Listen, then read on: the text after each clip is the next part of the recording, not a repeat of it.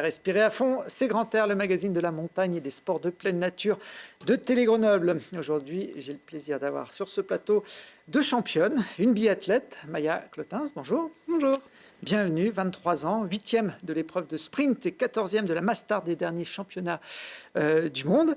À côté de vous, une freerideuse, Noémie Eki. Bonjour Noémie. Bonjour. Bienvenue, 24 ans, vous, un tout petit peu plus âgée que Maya, championne du monde de snowboard cet hiver en freeride. Vous n'êtes pas venu avec votre trophée, mais on a des belles images de cet hiver de compétition à montrer dans cette émission. Vous êtes toutes les deux iséroises, vous ne vous connaissez pas forcément? Pas forcément, non. Oui, juste non. Bon, voilà. Sport d'hiver, mais dans des univers quand même assez différents. Et puis on a avec nous également Freddy Montini. Bonjour Freddy. Bonjour. Alias Aladdin Skylab sur les réseaux sociaux, une sorte de freerider du vol libre finalement. Il y a peut-être des passerelles entre les deux disciplines. Wingsuiter créatif qui s'est fait connaître sur les réseaux sociaux par cette petite vidéo. On en voit un court extrait. Hein. Vous avez fait comme le héros des contes des 1001 nuits, volé sur un tapis volant. Vous allez nous expliquer au cours de cette émission la genèse de ce projet et votre approche en mode un peu recyclage de la wingsuit. Mais avant de s'envoler, on va mettre les pieds dans la neige, ou plutôt sur le snowboard. Noémie, un peu comme pour le wingsuit, hein, le freeride, c'est une discipline qui demande un peu d'engagement. Ouais, c'est une discipline qui demande de l'engagement, mais je pense que c'est toujours pareil. Quand on est interne à la discipline, on se dit ça va. Peut-être toi, tu te dis pareil. Et quand on est externe, on se dit waouh, c'est engagé. Moi, je me dis ça de sa discipline. Alors, vous avez fait vos premiers virages au Setlo, ouais. La station des Grenoblois, avec celle de Champs-Rousse, dans la vallée du Grésé-Molant. Commencez direct par le snowboard ou on démarre par le ski quand on est petit? J'ai démarré un peu par le ski et puis mon grand frère faisait du snowboard et du coup j'ai tanné mes parents pour faire comme lui et faire du snowboard. Donc j'ai commencé le snow à 9 ans et le ski, je sais pas, vers 5-6 ans je pense.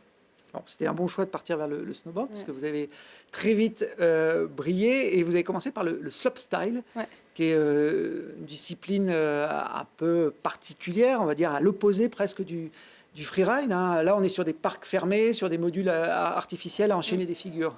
Ouais, c'est ça. Donc slopestyle, il y a donc les barres en fer, comme on peut voir sur la vidéo, où il faut faire des figures, ou on appelle ça des kickers, les bosses, ou pareil. Faut faire des figures. Vous avez été membre de l'équipe de France de slopestyle? Ouais, pendant plusieurs années en slopestyle. Et donc, quand j'étais plus petite, je faisais du slopestyle, un petit peu de border cross, un peu de poudreuse quand il y en avait. Et de mes 18 à 21 ans, j'ai fait que du slopestyle. Ouais. Qu'est-ce qui vous a fait changer radicalement? Parce que même si on reste sur un snowboard, ouais. je le disais, c'est deux univers très, très différents. Un parc fermé et puis le freeride où là, il n'y a plus de limites. Ouais. Je dirais la seule chose qui peut un peu se ressembler, c'est le côté aérien aux figures. En freeride, on va essayer de retrouver ça aussi. Mais j'ai décidé Les sauts, par exemple, comme on voit là. Ouais. J'ai décidé de changer de discipline parce que j'avais fait le tour justement des parcs fermés et que j'avais un peu moins de motivation. J'ai fait donc le circuit Coupe d'Europe et j'avais pas forcément la motivation ni le niveau de faire circuit Coupe du Monde. Donc j'avais envie de quelque chose de nouveau et quelque chose qui me ressemblait plus. Et finalement, moi, ce que j'aime dans ma discipline, c'est d'être en montagne, cette notion de liberté. Et c'est pour ça que du coup, maintenant, je fais du freeride. Bon, le passage s'est fait facilement d'une discipline à l'autre, parce qu'en freeride, il faut une connaissance de la montagne qu'on n'a pas besoin d'avoir forcément en slopestyle. Ouais, clairement, c'est sûr qu'il faut une connaissance de la montagne. Donc, même si je faisais du coup du freestyle encadré, etc., en équipe de France, j'ai toujours eu un peu ce côté montagne. Dès que je pouvais faire du splitboard avec justement ma famille, par exemple. Donc, j'ai toujours eu un peu un pied là-dedans, donc des connaissances. Et depuis 3 ans, je fais partie d'un club de freeride dans la vallée des Bellevilles. Et donc, du coup, c'est aussi grâce à ce club, au coach, que du coup, tu t'acquiers des connaissances qui te permettent après de performer et de pouvoir être en sécurité au maximum. Non, puis vous venez d'une famille de montagnards. Vous avez un grand frère qui, lui, est en train de préparer le diplôme de guide de haute montagne. Donc, il doit avoir certainement peut-être influé aussi un peu sur vos choix. Bien sûr, ouais, c'est sûr. Ça me donne envie de... Enfin, ça me rapproche un peu plus de la montagne. Il peut m'apporter ses compétences. Je peux aussi lui apporter un regard qui est différent, parce qu'on a un peu un regard différent. Lui veut aller vite à la montée, moi je veux aller vite à la descente. Mais c'est hyper complémentaire et hyper intéressant. Ouais. Il s'appelle Samuel Eki. On avait eu le plaisir de le recevoir dans cette émission il y a 2 ans, parce qu'il avait été champion du monde. Alors, pas de snowboard, on le voit là sur ces images, il fait du ski-alpinisme. Effectivement, on court à la montée, on va vite à la descente aussi. Il faut un gros cardio. Ça peut se pratiquer en snowboard, cette discipline. Oui, complètement. C'est ce qu'on appelle le splitboard. Après, il n'y a pas de compétition de splitboard. Et je pense que si on ferait dans la même catégorie en termes de manip en haut des montagnes, ça serait un peu compliqué en splitboard, un petit peu plus long en tout cas. Bon, 2 champions du monde dans une même famille, ça doit être assez rare dans 2 disciplines différentes.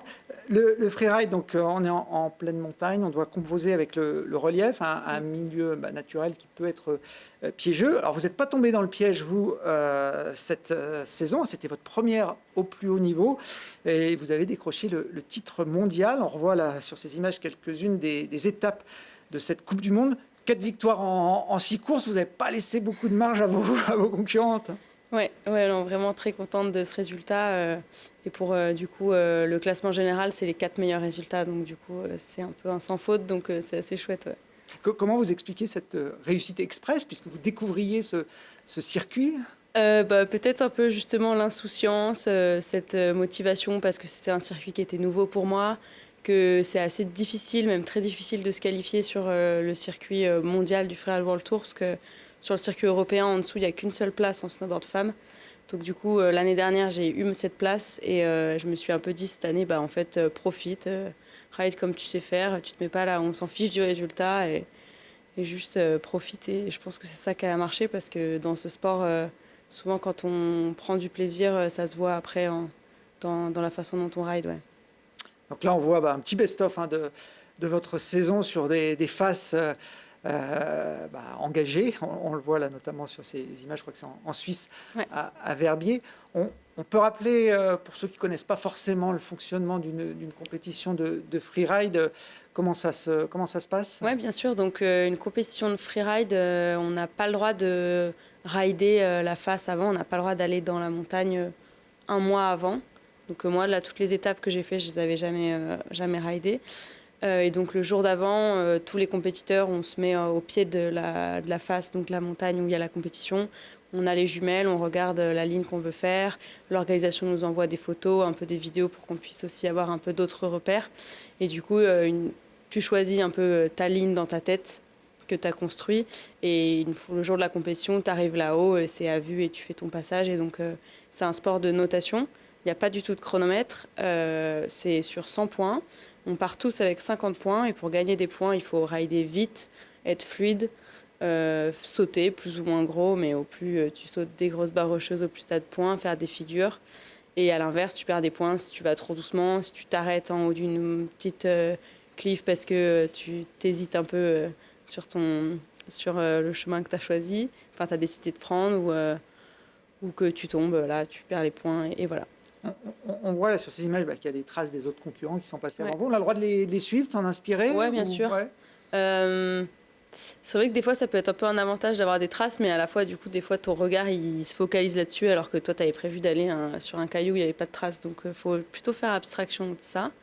Et après, ça dépend justement des conditions. Il y a des compétitions où il y a de la poudreuse et c'est cool. Et il y en a d'autres où c'est un peu plus technique, un peu plus gelé, mais ça fait partie du sport et de la montagne. C'est quoi la durée moyenne d'un run? Donc il y a un point de départ, un point d'arrivée qu'on voit là-bas au fond. Après, on fait comme on veut, mais j'imagine que c'est quand même un peu calibré dans la durée. C'est à peu près 2 minutes en moyenne, mais tu as des phases qui peuvent être très longues. Et donc, il y a un peu l'aspect physique aussi qu'il faut prendre en compte, surtout quand il y a des mauvaises conditions.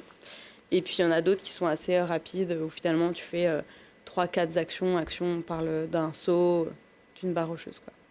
Alors, il y avait une étape en France cette année. C'est pas fréquent que la France accueille une étape ça faisait, du monde. Je sais plus combien d'années, mais ça faisait pas mal d'années qu'il n'y avait plus d'étapes en France. Et donc là, c'était à Val Thorens.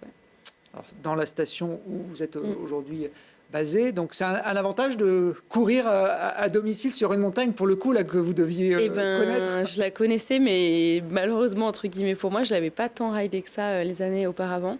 Et vu qu'en plus, du coup, un mois avant la compétition, on ne peut pas y aller, du coup, j'ai pas du tout pu y aller en début de saison.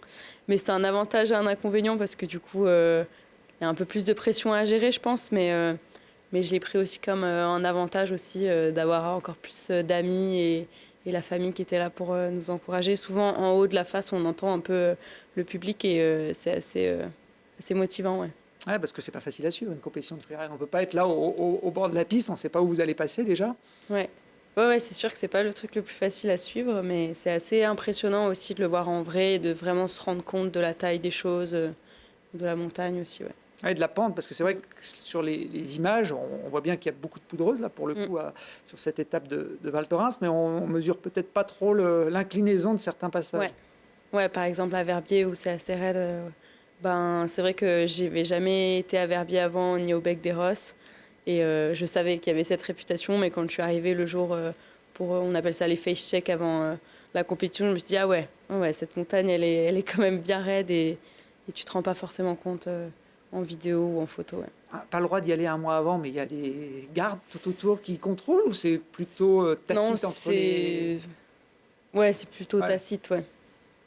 Fair play, on va dire. Play, ouais. Bon. Vos points forts, Noémie, pour remporter comme ça aussi facilement le circuit mondial dès votre arrivée, c'est quoi? Je pense que je suis assez contente de la façon dont j'ai géré la pression cet hiver. J'ai essayé de vraiment faire abstraction du résultat, etc.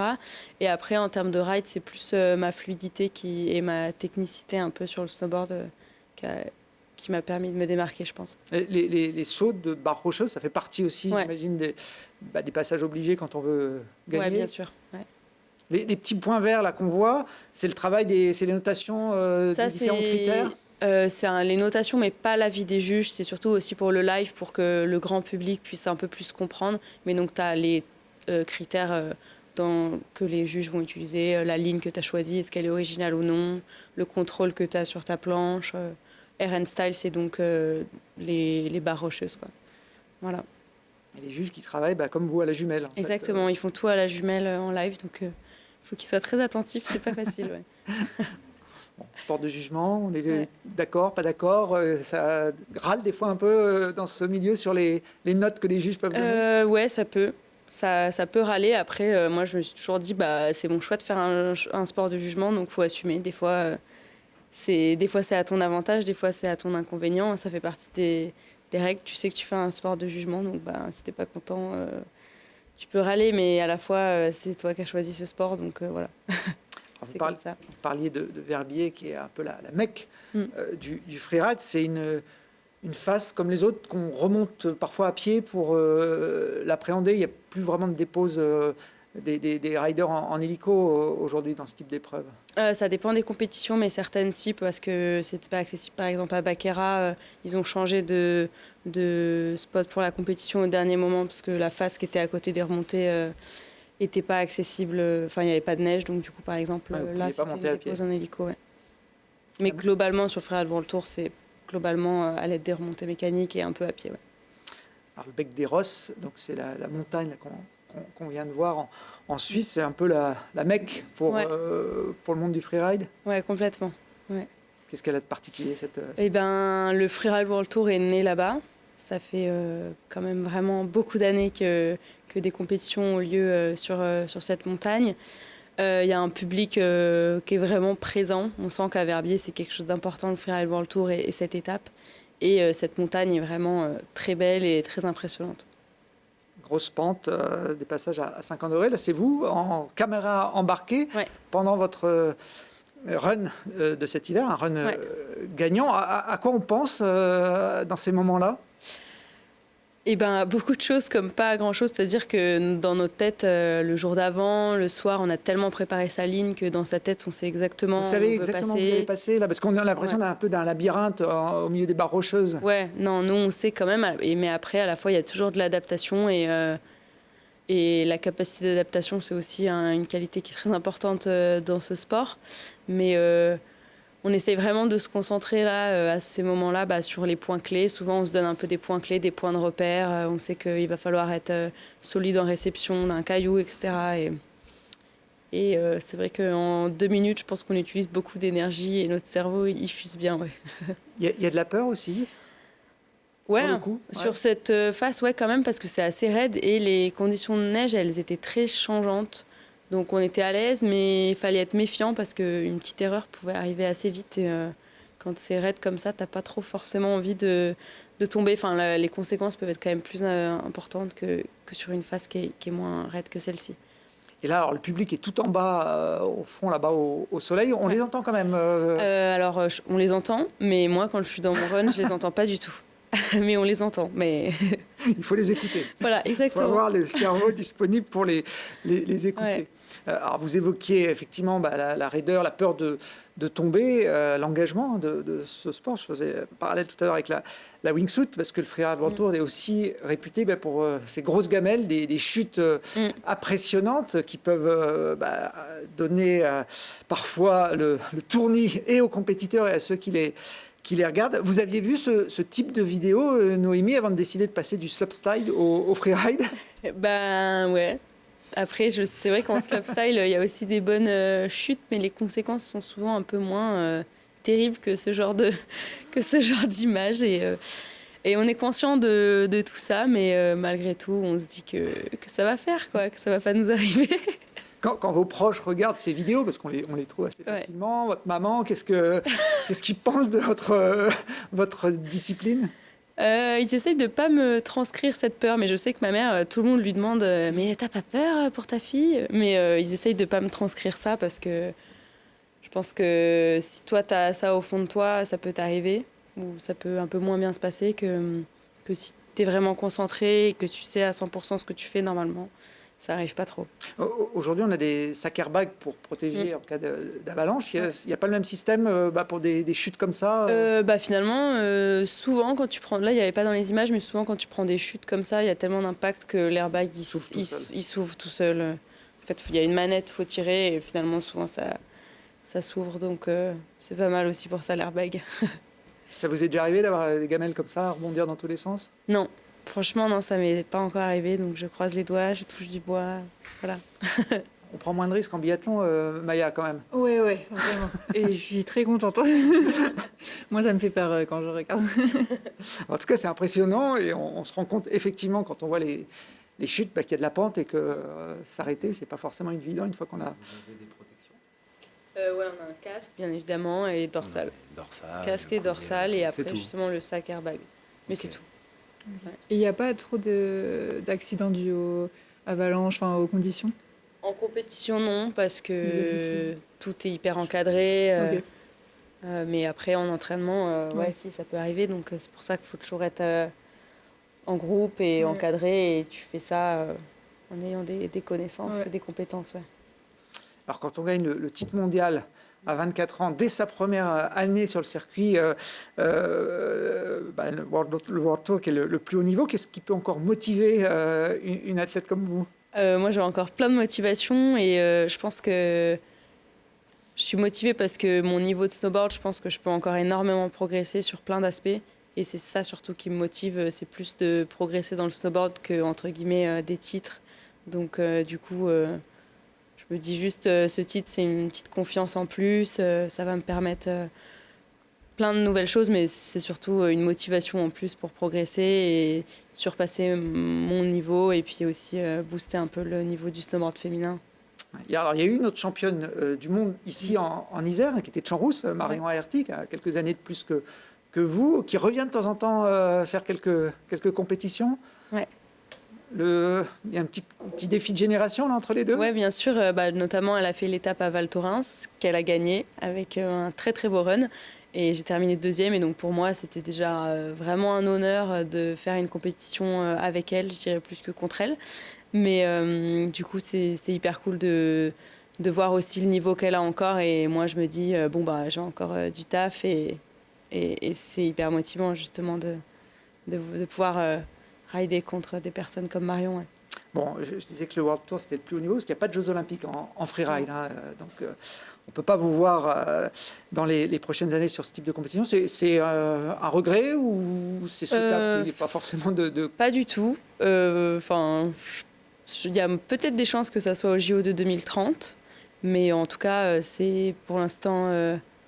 pas un objectif dans le sens où, étant donné que c'est pas du tout concret, je me mets pas ça comme objectif, mais si j'ai la chance peut-être de faire les JO en freeride, pourquoi pas? On verra. où ça m'emmène. À voir, on vous retrouvera en tout cas sur le circuit l'année prochaine. Ouais. Maya, vous, les JO, j'imagine que vous y pensez peut-être un peu plus que Noémie quand on fait du biathlon. Un petit peu. C'est sûr que ça me trotte dans la tête depuis peut-être 23 ans. Non, un peu moins, mais ouais, c'est le gros et prochain objectif. Bon, vous sortez d'une saison pleine sur la Coupe du Monde de biathlon, avec notamment une 8e place au championnat du monde de sprint. Et vous étiez là sous les couleurs de la Belgique. Bien que vous soyez grenobloise, vous allez nous expliquer un peu votre parcours atypique. Vous faites du snowboard en parallèle du biathlon? Pas du tout. Non. Je fais un peu de ski de rando en alpin, mais non, le snowboard, j'ai un peu peur de me faire les poignets et d'avoir mal aux fesses. Bon, les images qu'on a vues là, ça ne va pas forcément vous motiver. Avant le ski de fond, vous avez démarré par le ski alpin, comme beaucoup de jeunes grenoblois? Ouais, j'ai fait mes étoiles en ski alpin à Lens-en-Vercors. Mais j'ai vite aussi fait le ski de fond. Et bizarrement, alors que tout le monde aimait le ski alpin souvent quand t'es petit, moi j'aimais bien le ski de fond. Du coup, après, j'ai continué là-dedans. Vous avez bien fait d'ailleurs de continuer dans le ski de fond, puisque là c'est vous, le Dossard 45, c'est ça? Exactement, toujours à fond. Bon, c'était un tout petit peu plus jeune là. Déjà grande, mais un peu plus jeune. Oui. Pourquoi le biathlon? Parce que bon, le ski de fond, c'est aussi une activité que beaucoup de jeunes pratiquent. Le biathlon, c'est un peu plus spécifique. Il y a déjà une arme. Quand on a une dizaine d'années, c'est pas forcément ce vers quoi on se tourne naturellement. Ouais, on commence tous avec le ski de fond déjà. Et une fois par semaine, quand on était jeune, donc j'étais au club du Grenoble, on faisait du tir à 10 mètres d'abord. Et donc c'est vraiment le côté ludique, on s'amuse avec ça. Et après, à 15 ans, il faut faire un choix entre le ski de fond et le biathlon. Et moi, c'est vrai que l'aspect un peu mental du tir et le fait que pas tout se joue 100% sur la VO2 et le physique, ça m'a plu en biathlon, même si j'adorais le ski classique, du coup, qui est que en ski de fond. Donc voilà, j'ai choisi le biathlon et aujourd'hui, ça me passionne. Donc, c'est très contente. un bon choix. Vous avez dit, vous êtes né avec les Jeux Olympiques en rêve dès votre première année de vie. Ça s'est poursuivi. Vous avez fait un sport-études à l'endroit, on va dire, où de grands champions sont passés, au lycée de Villard-de-Lans. Ouais, c'est ça. Et non, c'est vrai que c'est un truc qui te motive. Tout le monde te parle des JO en fait depuis que tu es petit. Moi, j'ai vu un certain champion et une certaine qui ont brillé depuis, qui sont passés par le lycée de Villars, comme Marie ou Martin, et ça fait rêver, ça donne envie. On a 5 ou 6 épreuves de biathlon au JO, donc ça fait envie. Bon, donc, scolarité un peu particulière, j'imagine que les horaires sont aménagés là-bas pour pouvoir faire du biathlon, notamment l'hiver. Ouais, c'est vraiment bien fait. C'est vrai que on était encore jeunes, mais dès 15 ans, d'avoir tous les après-midi libérés pour s'entraîner, d'avoir des semaines de stage, on pouvait partir l'hiver, c'était incroyable. Et d'ailleurs, c'est au lycée que j'ai participé à ma première expérience un peu olympique, on va dire, avec le Festival olympique de la jeunesse européenne, les Fauges. Et c'est là, c'était vraiment un super événement, parce que c'était en Bosnie et là-bas, pour le pays, c'était déjà un petit JO, quoi, vraiment. Et donc, ça m'a montré que, ah oui, ok, c'est ça, et ça donne envie, ça m'a poussé à continuer. Bon, pour les jeunes de l'agglomération, il y a aussi des belles installations juste à côté, là, au col de Porte, avec un stade de biathlon qui permet déjà de faire comme les grands. Ouais, vraiment. Le stade de col de Porte, il est incroyable. Il y a 30 cibles. Il y a une petite piste de ski roue, donc il y a tout ce qu'il faut pour s'entraîner été et hiver. Donc ouais, c'est vrai qu'avec le club, on allait souvent là-bas. Après aussi dans le Vercors, forcément. Et c'est à 25 minutes de Grenoble, donc c'est une chance.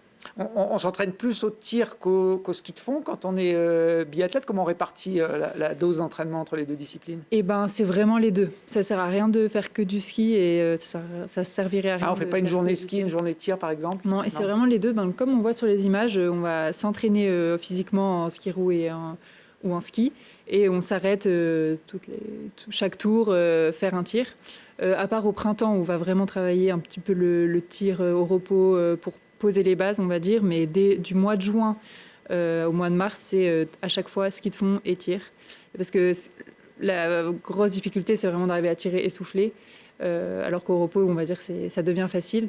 Donc on s'entraîne à tirer le plus essoufflé possible, le plus souvent. Alors, je passe un petit clin d'œil à Eric Larose, qui a fait ces images il y a quelques années, qui avait réalisé un documentaire sur vous, Maya, et puis Zélie, qui était une copine de club, et il sentait à l'époque que vous aviez un potentiel pour réussir. Ça, ce sont des images d'entraînement avec le Gugski, mais pas ici à Grenoble, mais sur les glaciers de Savoie. Ouais, c'était à Tignes, et quand je vois les images, je me dis que c'était vraiment un chouette projet qu'avait fait Eric. Ça rend vraiment bien, et donc ça date un peu, mais ça me fait très rire de voir ça. Mais non, c'était un beau projet. Et c'est vrai que le glacier, ça permet de skier pas loin de la maison. Votre rêve, au-delà des JO, c'était de rentrer aussi en équipe de France. Ouais, vraiment. C'est un peu ce qui nous motive tous au lycée à Villars, c'est d'essayer de rentrer en équipe de France. Mais on sait que les places sont très chères. On est à peu près 24 athlètes sur les 4 années. Et il y en a peut-être 2 ou 3 qui vont rentrer. Moi, ça m'est arrivé après le lycée en équipe de France junior, donc c'était une grande chance et un premier rêve. Mais donc, ouais, voilà, c'est championne du monde junior, je crois, en 2020, c'est ça, oui. avec l'équipe de France. Donc ça vous fait un point commun avec Noémie. Vous avez toutes les deux un titre mondial. Et puis, vous l'avez cité, Marie, c'est Marie Dorin, qui a été élève au lycée du Villard-de-Lans, qui a été une des stars de l'équipe de France de biathlon pendant de nombreuses années. Vous avez eu la chance de courir avec elle pour ce qui était la dernière course officielle de sa carrière. Oui, c'est ça. C'est drôle parce que j'ai les rappels juste il n'y a pas longtemps sur Facebook il y a 5 ans ou 6 ans, je ne sais pas. Ce sont les images qu'on voit. Le dernier relais, et c'était vraiment cool. Ouais, donc j'étais encore en U16, la première catégorie, donc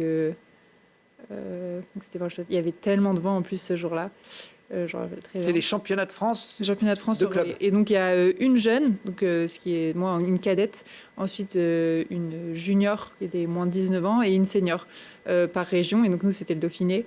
Et avec Marie pour sa dernière, il y avait Adèle qui était là sur les épaules de Loïs. Donc ouais, trop cool. Et à la fin, moi on se connaissait pas vraiment. Maintenant, je la connais peut-être un peu plus, mais à ce moment-là, j'étais encore fan, quoi. Donc, on sent là, vous êtes un petit peu impressionné alors que vous êtes dans la même équipe, que vous venez de faire la même course. Oui.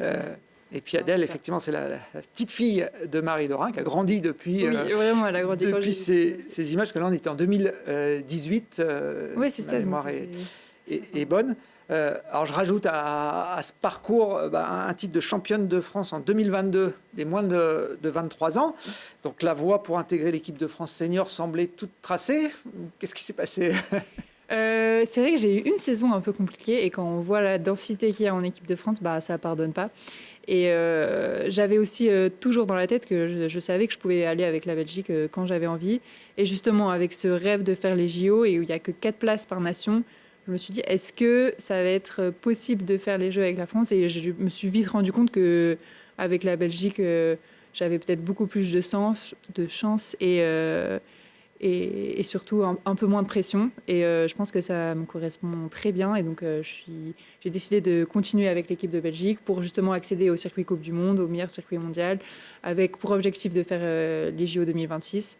Et je suis très très contente de ce choix aujourd'hui, surtout quand je vois les copines en équipe de France qui sont un extrême niveau, mais du coup il y a de la concurrence. Ouais, parce que vous êtes née en 2002, c'est la même année de naissance que Jeanne Richard et que Océane Michelon. Exactement. Pour ceux qui suivent un peu le biathlon, ces deux jeunes biathlètes qui elles sont en équipe de France ont terminé 5e et 6e mondial dès cette saison. Donc effectivement, c'était une génération un peu de surdoués.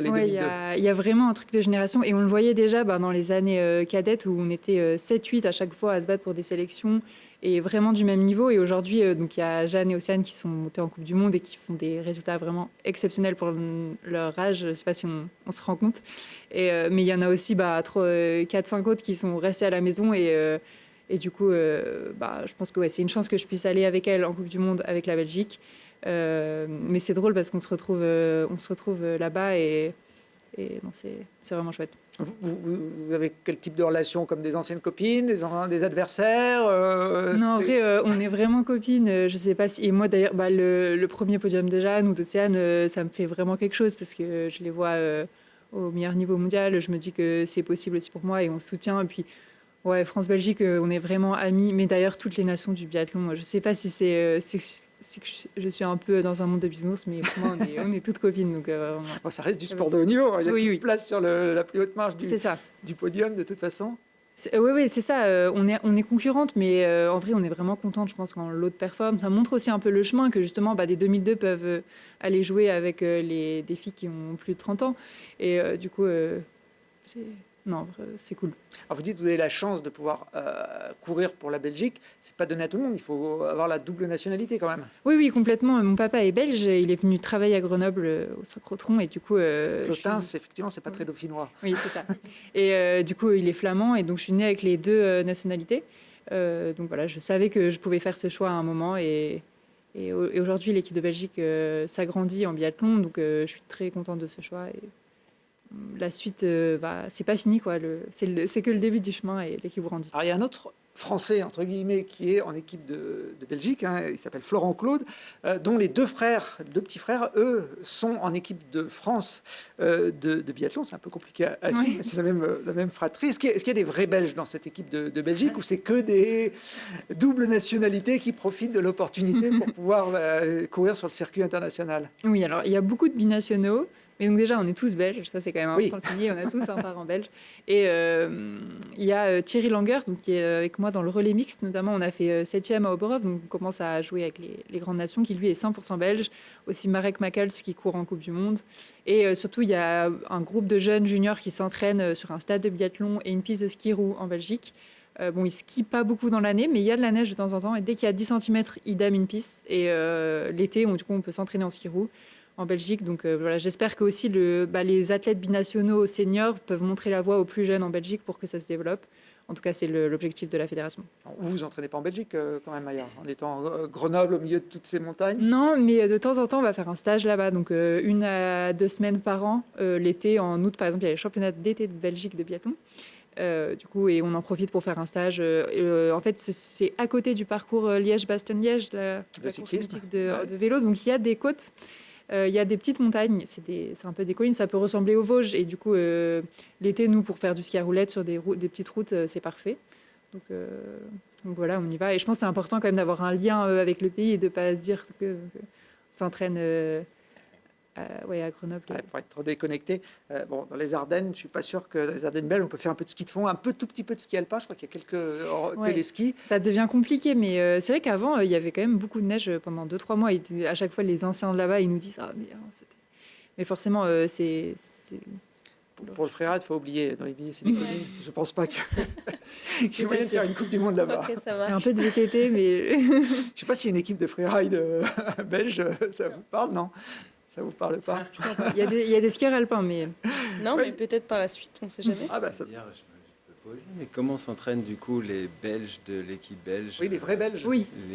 Comment ça se passe? Et donc, déjà tout l'été, on s'entraîne, façon que ce soit ici ou là-bas, finalement, il n'y a pas de neige, donc on s'entraîne en course à pied, vélo, ski à roulette en Belgique. Et après l'hiver, on se déplace sur les compétitions finalement. Donc il y a des stages organisés pendant les vacances, par exemple, en France ou dans les Vosges, ils y vont beaucoup. Et dès qu'ils ont de la neige, ils mettent les skis et sinon ils restent en ski à roulette. Ils s'entraînent beaucoup en ski à roulette, mais c'est un peu quand même ça va jusqu'à un certain âge, jusqu'aux catégories jeunes. Voilà. Et après, il y a quand même un cap à passer que s'ils veulent continuer dans le haut niveau en biathlon, ils ont intérêt à déménager dans les montagnes. Ok, donc de toute façon, entre les franco-belges de France qui vont en équipe de Belgique et les Belges qui, de toute façon, ont à peine le choix de venir s'entraîner en France ou en Suisse ou dans les montagnes, finalement. En vrai, c'est un peu ça. Par exemple, Thierry, du coup, il est parti en Allemagne pour s'entraîner. Marek, il est parti maintenant en Suède pour faire ses études et s'entraîner. Donc voilà. Après, de toute façon, c'est vrai que quand on court dans les circuits internationaux, on bouge beaucoup l'hiver. Donc finalement, on n'est pas si souvent à la maison. Et je trouve que c'est surtout l'été que le lieu d'entraînement importe beaucoup. Alors, il y a une snowboardeuse qui a fait un peu le même parcours que vous, qui s'appelle Charlotte Banks, qui a participé plusieurs fois au JO en snowboard cross avec l'équipe de France avant de rejoindre son autre pays. J'imagine qu'elle avait la double nationalité anglaise. Et elle est devenue championne du monde, non pas pour la France, mais pour l'Angleterre. Ça vous motive aussi, cette petite revanche? Je ne sais pas si c'est le cas d'ailleurs par rapport au staff tricolore. Ouais, moi j'ai juste envie d'aller le plus haut possible, le plus loin possible. Et c'est pas du tout contre l'équipe de France ou quelque chose comme ça. Et aujourd'hui, j'ai l'opportunité de le faire avec la Belgique. Et l'équipe grandit et je pense qu'on a tous les moyens pour faire bien. Je pense l'avoir montré avec les bons résultats de cette année. Du coup, voilà, le but c'est d'aller le plus haut possible. Je me fixe pas de limite et ouais, je rêve d'aller là-haut. Et je pense que j'ai encore une marge de progression parce que je suis encore jeune sur le circuit, comme Jeanne Océane. Et donc, voilà. Jeanne Richard, avec qui vous avez été championne du monde en relais pour la France, c'est ça. Vous étiez junior. Ouais. C'est un des meilleurs souvenirs. On en parle encore. Et vu que c'est les premiers souvenirs internationaux et premières un peu marseillaises ou quoi, ça marque un peu. Donc, si vous voulez être championne olympique, il faudra la battre aussi. Donc, c'est pas une mince affaire. Oui. Il y a du niveau. Et après, voilà, faut être bon le jour J. Bon, vous n'en êtes pas encore là, mais vous avez réussi la meilleure performance de toute l'histoire du biathlon belge cet hiver avec une 8e place lors des sprints des championnats du monde. C'était un objectif où ce jour-là, tout s'est bien goupillé pour réussir cette perf? Ouais, en vrai, j'en rêvais, mais de là à le faire et le jour J, quand tout le monde veut, sur le sprint des mondiaux, tout le monde est à 100% et tout le monde veut aller le chercher. J'avoue que je m'y attendais pas du tout. Il se trouve que ce jour-là, il y a eu un peu de vent, il y a eu un peu plus de tirs ratés. Moi, je sors le 10 sur 10. Je pense que j'étais en forme. Et du coup, ça paye. Ouais, j'avoue que je m'y attendais pas, mais ça m'a un peu ouvert des portes de me dire que, OK, c'est possible, en fait, d'aller jouer devant parmi les meilleurs. Et moi, je suis assez contente de ça. Ouais, vous avez confirmé quelques jours après avec la Mastart, qui est la course reine. Là, les 30 meilleurs biathlètes partent en même temps et la première qui passe la ligne l'emporte. C'est un autre type de course que le sprint où on est contre le chronomètre. Oui, vraiment. Dans le sprint, on est dans sa bulle, on fait vraiment sa course. Ici, on est en confrontation tout le temps, mais moi j'aime bien, ça permet de jouer avec les autres, d'essayer de prendre les skis des meilleurs. Au tir, c'est aussi vraiment un autre duel. Et déjà, de prendre part à la Mastart, j'étais super contente. En plus, ça s'est bien passé. Les deux Belges ont tiré à 20 sur 20. Voilà, Dossard 19, je crois. Normalement, je dépasse un peu. Ouais, voilà. C'est l'avantage d'être très grande. Vous faites plus d'1m80, Maya, même si on ne le voit pas là sur le plateau. Donc, on vous remarque dans un peloton de... Après, c'était la 6e course en 12 jours. Donc, j'étais complètement cuite en ski ce jour-là. Mais voilà, j'ai bien tiré. Donc, très contente de ça. Et de jouer. Enfin, en vrai, si on m'avait dit ça au début de la saison, mais j'aurais dit n'importe quoi. Donc... Parce que c'est un peu comme Noémie, c'est votre première vraie saison complète sur la Coupe du Monde. Ouais, c'est exactement ça. J'étais encore junior l'année dernière, donc j'avais alterné les circuits. Et là, c'était la première saison complète en Coupe du Monde. Et c'est vraiment un défi d'arriver à faire... on enchaîne vraiment les week-ends avec 3 courses par semaine. On se met mal, quoi. À l'arrivée, on est complètement mort. Donc, d'arriver à... ça a été un peu le défi de fin de saison, d'arriver à tenir la forme jusqu'à la fin. Ce sera c'est le défi des prochaines années. C'est devenu très populaire, très grand public, le biathlon, grâce aux retransmissions. Là, c'était des images de l'équipe qui retransmet toute la saison en direct avec des très gros scores d'audience. C'est vrai que je pense que c'est bien, ça plaît au public. Et moi, tous les gens qui connaissent pas forcément, mais qui disent « Oh, un jour, on est tombé dessus un dimanche. » Et depuis, on regarde tous les dimanches, en fait. Et je crois que ça plaît. Nous, on s'en rend pas trop compte, en fait. Des fois, surtout quand on fait sa course... il y a certains sites, il n'y a pas forcément beaucoup de monde. Et en fait, de se dire qu'il y a des millions de gens qui regardent derrière la télé, c'est un peu étrange. Mais je pense que c'est super pour le sport. Ça le fait vivre et c'est très ludique, donc ça plaît. Vous parliez du tir, la 10 sur 10 sur le sprint, 20 sur 20, je crois, sur la Mastart. C'est votre point fort, le tir? Oui, en vrai, cette année, en tout cas, c'est ce qui m'a permis d'aller chercher les bons résultats. Après, de toute façon, aujourd'hui, il n'y a pas de secret. C'est vraiment, il faut être bon en tir et en ski. Mais voilà, aujourd'hui, je ne suis pas du tout la meilleure sur les skis et j'ai encore une marge de progression et c'est les bons tirs qui m'ont permis d'aller me placer devant. Et donc, je pense que c'est ma force. Après, voilà, c'est jamais acquis les tirs, donc il faut encore refaire ça. Il y a la vitesse de tir aussi qui joue beaucoup, où j'ai encore une marge d'amélioration. Mais en tout cas, c'est la force aussi de l'équipe de Belgique. Donc, le tir, en tout cas, on essaie de... Vous êtes toujours licencié ici à Grenoble au Gukski? Oui, bien sûr.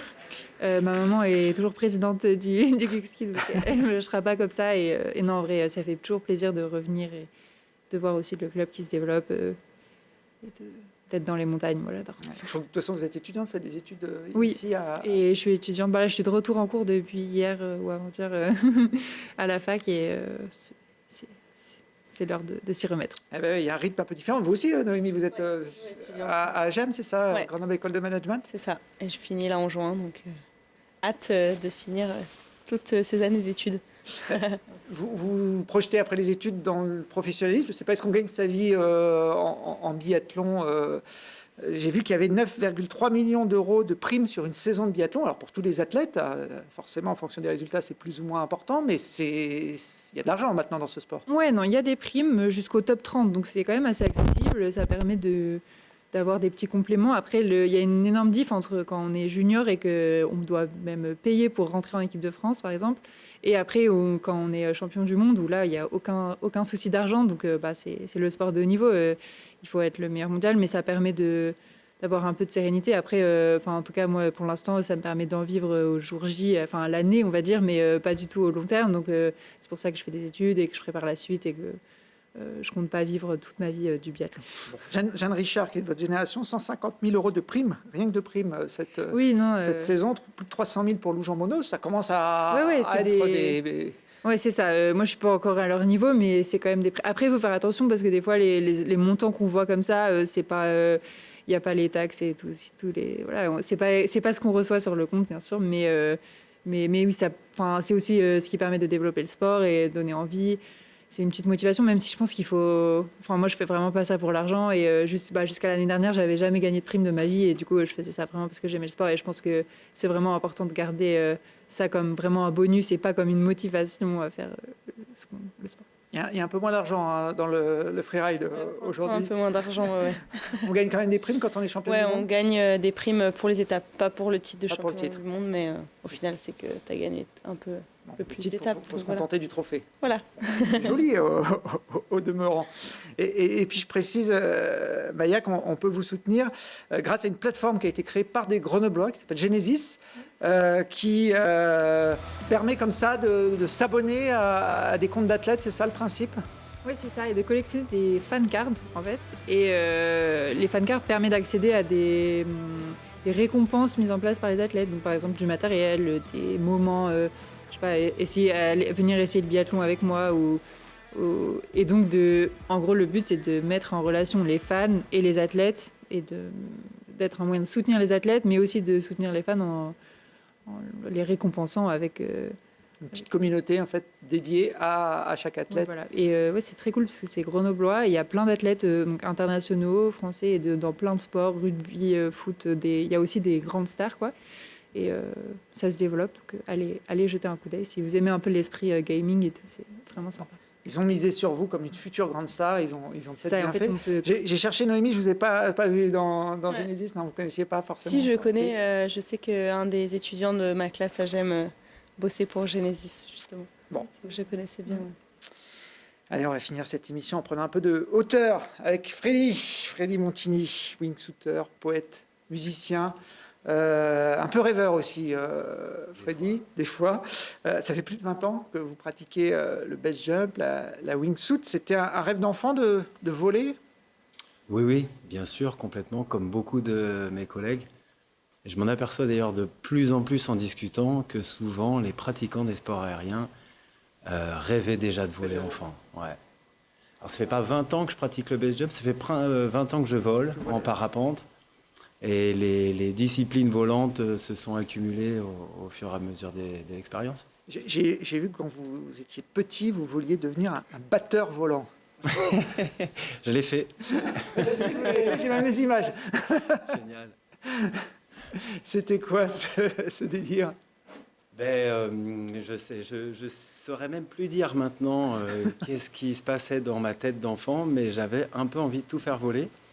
J'ai été marqué aussi par les peintures, le surréalisme, l'absurde, et beaucoup par les contraires, et notamment dans le dessin animé Fantasia, ces hippopotames avec ces tutus qui dansent, le côté, les choses lourdes et grosses qui peuvent être légères et flotter dans le ciel.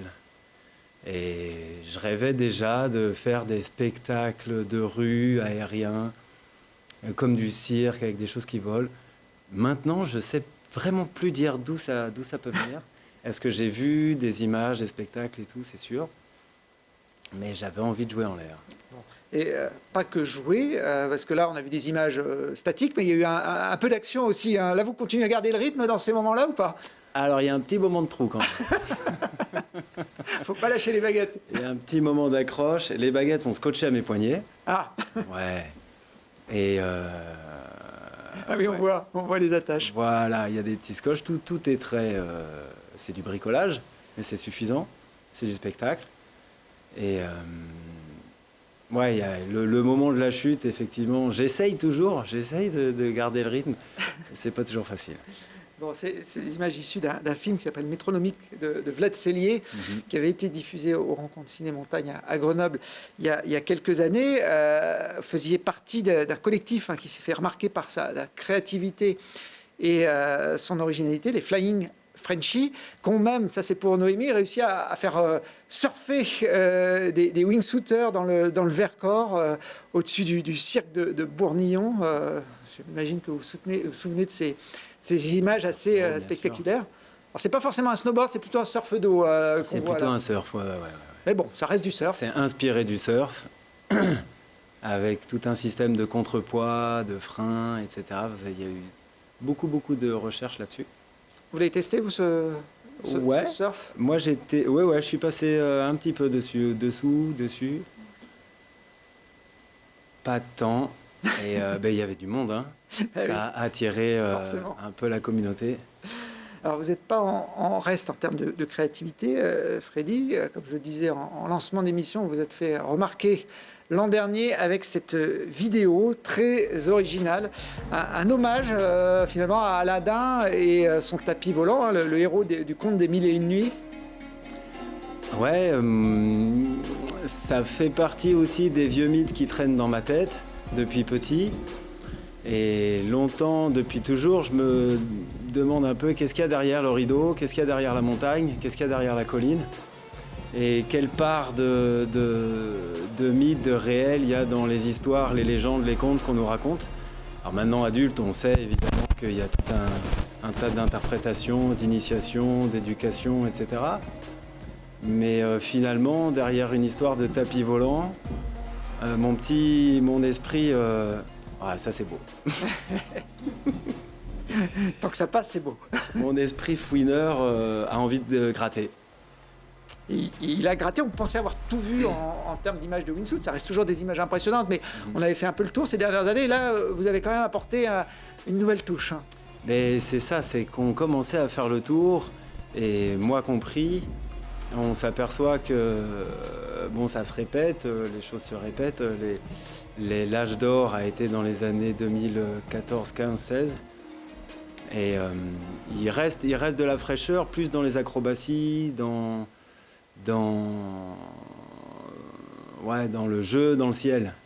On reprend un peu le jeu dans le ciel, plus qu'aller forcément chercher, aller frôler les arbres et les rochers. Alors, ce tapis volant, il est facile à amadouer? Pas du tout. Parce que quand on voit les images, on a l'impression que ça vole tout seul. Ouais. Alors là, on voit un saut un peu ancien où le tapis n'est pas fini. On voit que ça flappe, blam, blam, blam, blam, blam, blam, ça bouge dans tous les sens. Voilà, ça m'a pris une trentaine de sauts pour vraiment maîtriser un petit peu ce tapis, qui en plus est un tapis vraiment standard, ordinaire, original, souple, en laine. Et du coup, il est vraiment moelleux et j'ai mis une trentaine de sauts à le maîtriser, à faire plusieurs tests par endroit, le rouler sur les bords. Je l'ai shapé comme un surfeur shape sa planche de surf, ou comme on courbe, on courbe un snowboard. Ça aurait été dommage de ne pas l'avoir. C'est ça le shapage. Voilà. Si le terme est bon. Voilà. Là, on a le tapis de Freddy et les mains, je suis devant, derrière là. Oui, Ça, c'est les trous pour les pieds. Pour les pieds, donc je suis à l'envers. Mais bon, moi, je ne suis pas un wingsuiter, donc on m'excuse. Et je confirme, c'est un tapis, tout ce qu'il y a de plus classique. Je ne sais pas où vous l'avez acheté, celui-là, ou trouvé? Je les achète en général, soit dans des friperies, des Emmaüs ou sur le Bon Coin. Celui-là, c'est pas celui de la vidéo. Il est un peu plus petit, il est un petit peu plus facile à voler. Il m'a permis de faire des sauts un peu plus engagés ou de sauter d'hélico. Et j'ai essayé plusieurs tapis, plusieurs tailles, plusieurs matières, plusieurs épaisseurs, plus moderne, synthétique en carton ou plus original comme ça en laine. Parce que ce qu'il faut savoir, c'est que pour faire un essai, ça prend un peu de temps parce qu'il faut monter, sauter et puis débriefer, remonter éventuellement si on a le temps. Ça se fait pas aussi facilement que ça. Il faut que les conditions soient là aussi. Ouais. Moi, toute ma phase d'entraînement s'est faite à la maison dans les gorges de la Bourne, à Chorange dans le Vercors. On a une belle falaise école pour s'entraîner, où pas mal de gens viennent débuter là-bas. Mais les images qu'on voit là sur cette montagne, c'est la Croix des Têtes en Maurienne. C'est un saut à 2200 mètres d'altitude. Il y a 1000 mètres de rando à faire, donc il faut marcher 2 heures avec 2 heures et quart avec le tapis sur le dos, le sac, tout ça. C'est une aventure, ouais. Pendant un moment, je disais, là, je suis en train de me faire mon sacerdoce, vraiment. Après avoir sauté 1 an ou 2 avec du matériel ultra minimaliste, là, je me ramène avec un tapis sur le dos. C'est pas léger non plus. Ouais, l'autre est beaucoup plus lourd. En plus. Et les copains qui marchaient avec moi étaient compatissants, quoi. Alors, vous le dites, il y a une approche minimaliste et il y a une philosophie derrière cette vidéo, derrière ce tapis volant. Alors, il y a le petit clin d'œil à Aladdin, mais c'est aussi une conception un peu différente que vous voulez insuffler à cette discipline, la wingsuit, qui est une discipline où la combinaison qui permet de voler est normalement très technologique. Elles sont de plus en plus élaborées. Une petite image qui va montrer une des vedettes du moment de cette discipline. C'est un Peter Salzman, je crois qu'il est autrichien, qui est détenteur du plus long vogue en wingsuit, 6 minutes. Et alors lui, il est vraiment dans l'hyper-technologie sur sa combinaison. Complètement. On a la démarche exactement opposée. C'est hyper intéressant. Et en même temps, il a réalisé des choses auxquelles on a pensé il y a 10 ans, puisqu'il y a 10 ans, on était encore dans ce truc-là. Lui, il a mis son aileron en dessous. Moi, il y a 10 ans, je pensais à le mettre au-dessus. Et je me disais que puisqu'on ne peut pas élargir notre envergure, enfin, on pourrait, mais c'est compliqué, peut-être on peut rajouter des plans comme les biplans des années 30, les triplans, etc. Effectivement, c'est une piste possible. Mais qui nécessite aussi des moyens, de la recherche, de la science, des ingénieurs, tout ça. Peter a une formation d'ingénieur, il a un cerveau bien câblé, c'est un vrai sportif, il s'entraîne, il est rigoureux. C'est pas mon cas. Donc vous êtes parti dans une autre voie. Mon cas, c'est d'être plutôt un petit enfant rêveur qui saute partout, qui n'est pas très stable, qui ne s'entraîne pas régulièrement, qui a un autre genre de discipline. Et au final, j'ai trouvé ma régularité de l'entraînement justement dans l'irrégularité de l'outil. Et ce qui me plaît beaucoup et ce que je voulais faire, c'était de changer de vêtements plus souvent, de combi, comme on pourrait changer de paire de ski ou quoi. Sauf qu'en wingsuit, c'est plus compliqué, ça coûte cher, il faut se la faire sur mesure, etc. J'aurais pu me mettre à fabriquer des wingsuits, mais mon esprit un petit peu... un mélange entre écolo, rêveur, simpliste, peut-être un peu manche de mes mains aussi, ou qui a envie que ce soit rapide, facile et accessible. Et éventuellement pas cher, low-tech, recyclé, etc. Mais on peut y mettre beaucoup d'étiquettes derrière l'idée d'aller chercher un peu de simplicité. Dans les combinaisons de wingsuit, là vous êtes avec une combinaison de wingsuit sur ce plateau. Ça paraît là, pas comme ça, mais... Alors, j'ai déjà volé avec une chemise, et puis là, j'avais trop chaud, donc j'ai fait tomber ma veste. Effectivement, si je remets ma veste... Ça, c'est une veste pour voler. Voilà, ça, c'est une veste qui vole. C'est une veste Alors, j'ai des critères très exigeants pour choisir les vestes. Déjà, c'est de la seconde main. C'est acheté à la friperie du village, en général, ou à la friperie du village d'à côté. Et mon critère principal que je regarde, c'est la largeur des manches, puisque beaucoup de vestes sont un peu slim comme ça. Et grâce à cette largeur de manches, en fait, j'ai juste reproduit ce qui a été fait. Je suis reparti de ce qui a été fait au début du base jump dans les années 90, à savoir mettre des tendeurs et des ficelles dans des vêtements hyper larges, dans le but de rajouter un peu de surface, Alors là, vous m'avez amené ce qui pourrait ressembler à des vêtements usagés, mais non, c'est votre tenue de vol. Alors là, on a un pantalon XXL, assez large. Là, ça, je ne suis pas sûr qu'il y ait grand monde qui pourrait imaginer que c'est une tenue de wingsuit pour se jeter dans le vide. Alors, je ne sais pas si je la tiens dans le bon sens. Ça, c'est le bas, voilà. C'est comme ça, là? Ouais. Bon, je ne sais pas si moi, Presque. j'oserais pas y aller. Tu peux mettre tes manches dedans. Ah oui, je peux mettre mes... En haut. Là, pas là. Tu veux que je t'aide? Hein? Je le mets dans le mauvais sens.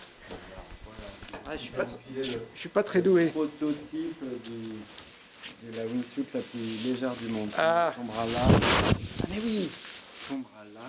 Voilà l'extrême simplicité. C'est une bavette pour enfants. Et là, je peux y aller. Hyper grande. Et tu mets tes petits bâtons là. Tu lèves tes coudes. Tu lèves un peu tes coudes. Pour mettre un peu de... Là, comme ça. Ça va vers le bas. Ça, tu lèves tes coudes là. Et voilà. Ah, prends tes baguettes ici, là.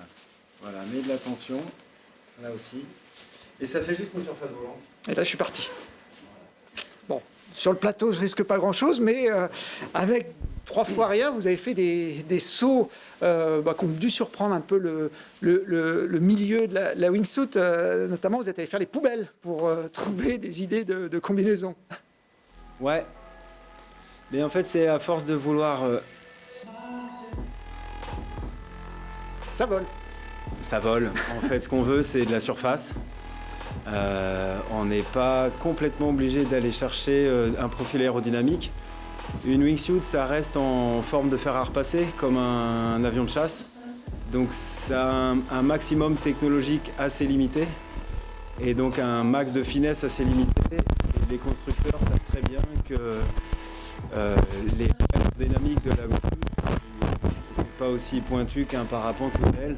Quand on dit que ça porte 70% par aspiration et 30% par pression du dessous, nous en wingsuit, on sait qu'on vole plus comme une plaque d'égout.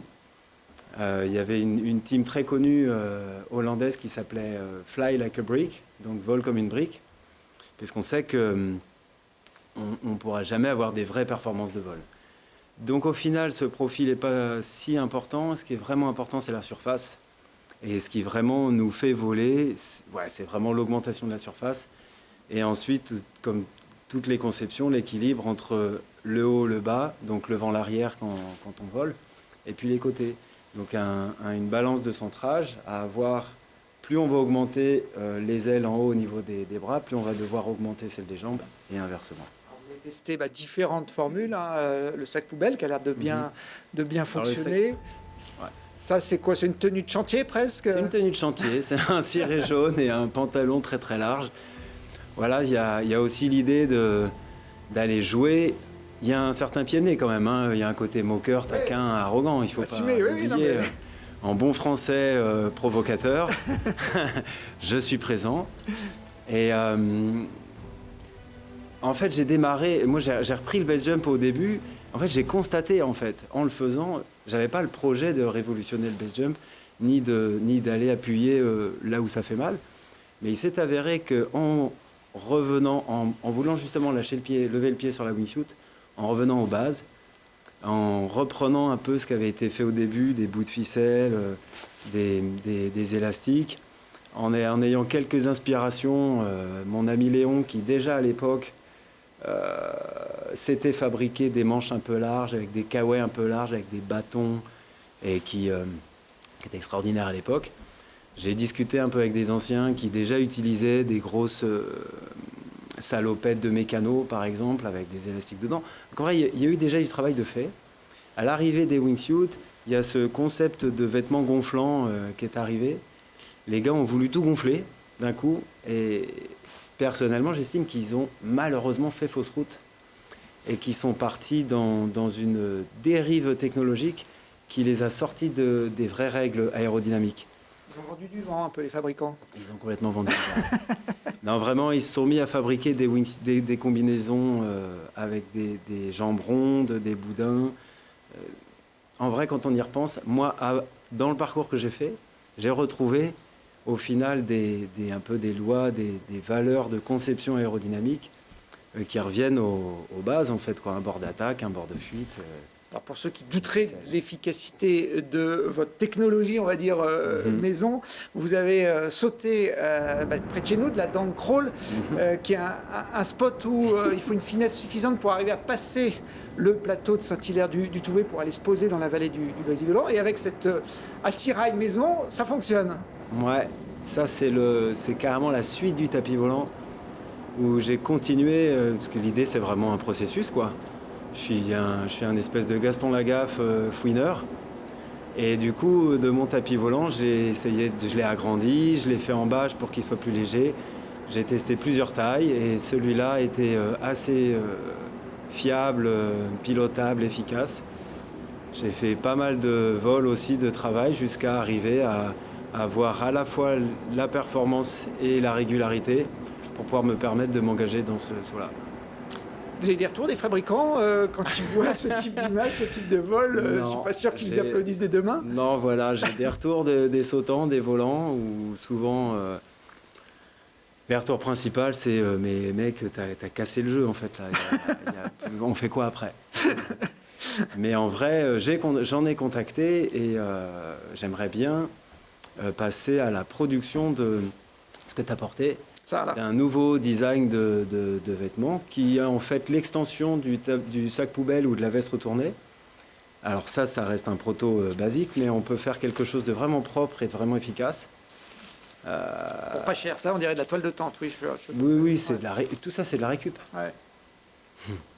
Bon. C'est comme quelqu'un qui se remettrait à faire ses skis en bois à la maison, ou voire même pas en bois avec des lambris ou des lattes de parquet, la récup.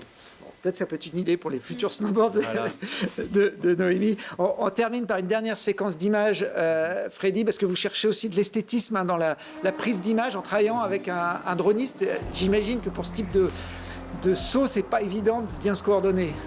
C'est hyper intéressant de travailler avec le drone. Il y en a très peu. Il y a une poignée de dronistes au monde qui vraiment ont les capacités de suivre des wingsuits.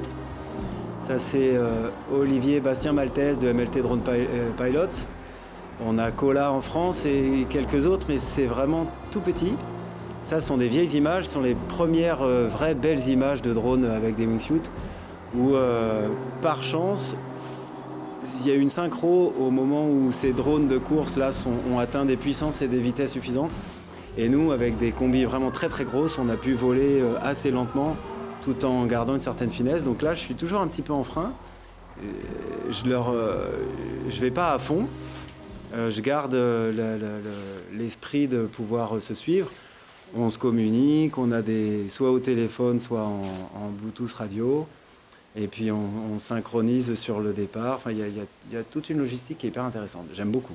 Bon, le résultat est réussi, autant que la vidéo du tapis volant. Quand on a autant d'images, autant d'originalité dans une discipline, est-ce qu'il y a un projet derrière d'en faire profiter le grand public par un film, par exemple? C'était le but, c'était le but. Bien sûr, moi je suis dans la partie rêveur, bricoleur. Et je ne suis pas très bon à la partie réalisation, travail, finalisation. Donc j'avais bien l'intention d'en faire un beau petit film, un beau petit documentaire. Ce n'est pas encore le cas. Je galère un peu. Enfin, en tout cas, je m'y prends pas très bien. Mais entre utiliser les réseaux sociaux, un truc moderne ou faire un beau documentaire comme à l'époque, j'avoue, je suis quand même attiré par un beau film, une belle œuvre d'art, un objet fini comme un album d'un groupe ou quelque chose comme ça. On a beaucoup de monde qui regarde cette émission, notamment dans le milieu de la montagne. Peut-être des réalisateurs là, qui sont en train de se dire, là, il y a un truc, il y a un personnage, il y a un concept et il y a aussi des images qui font rêver. J'espère que ça se concrétisera. Freddy, merci en tout cas d'être venu faire votre marché ici sur Télégraphe. J'en ai d'autres. Hein. Freddy nous a amené toutes ces combinaisons. Donc voilà, ça c'est le pantalon de ville transformé en pantalon de wingsuit. Si vous avez envie d'essayer, les filles, il n'y a aucun problème. Moi, je vous prête le matériel de Freddy. La chose arrangeante, c'est que c'est hyper simple à fabriquer. Tout le monde peut se le fabriquer. Enfin, je veux dire, tu vois, dans un sac, dans un sac de course, j'ai déjà 5, 6, 8, 10 combinaisons différentes. Et c'est ce qui me plaît vraiment. Et c'est aussi un peu comme peut-être dans le côté freeride, justement cette adaptabilité. Ce que tu disais tout à l'heure, le rush de l'adaptabilité tout le temps, d'être vraiment présent à ce qu'on fait, et qu'il n'y a plus de routine en fait. Est-ce que tu contrôles ta trajectoire ou tu Complètement. l'adaptes? Non, on contrôle la trajectoire. Tu contrôles vitesse Même là, avec le tapis. Ouais. Vitesse, oui, on peut contrôler la vitesse, bien sûr. Ça nous permet de voler à plusieurs. Ok, ouais. Et de faire des virages dans les arbres et des choses. C'est vrai qu'il y a un mythe. Un mythe de se dire, mon Dieu, les gars, ils sont complètement fous, ils se jettent sur un truc incontrôlable. Non, pas du tout. Okay. Non, on pilote les machines. Ouais. Il y a un gauche, droite, haut, bas, devant, derrière, bien sûr. Et ce qui est même hyper intéressant avec les wingsuits et ce qui volent là, justement, on appelle ça le vol humain. On vole vraiment avec notre corps et avec une combinaison. Déjà, en vrai, la wingsuit, c'est déjà un des trucs les plus minimalistes pour voler. Moi, je suis allé encore plus minimal. Je suis dans la niche de la niche, tu vois, la marge de la marge. On ne peut pas aller en dessous. Avant, je disais, je suis dans le contre-courant du contre-courant. Donc là, je suis un peu revenu dans le courant, dans le sens où ça se rapproche un peu du quotidien. Mais ça se pilote.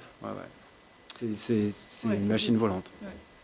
Bon, merci Freddy, en tout cas de nous avoir fait rêver quelques instants et puis d'être dans la tendance du moment. Hein. On recycle, on ne jette plus et on essaye de se faire plaisir. Bonne continuation à toutes les deux aussi pour votre prochain hiver. Les Jeux Olympiques, c'est l'année prochaine, Maya. Donc on suivra ça avec intérêt. Et puis nous, on se retrouve sur Grand Air avec d'autres invités pour d'autres aventures très prochainement. Merci à tous. Merci.